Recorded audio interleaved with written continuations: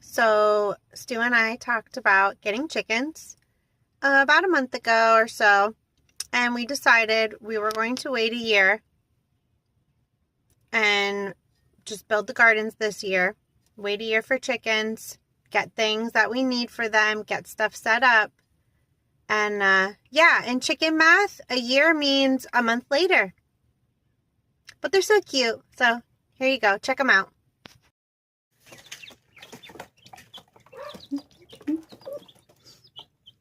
Gonna drink.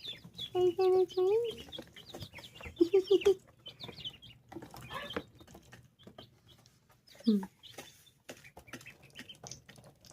They're feasting.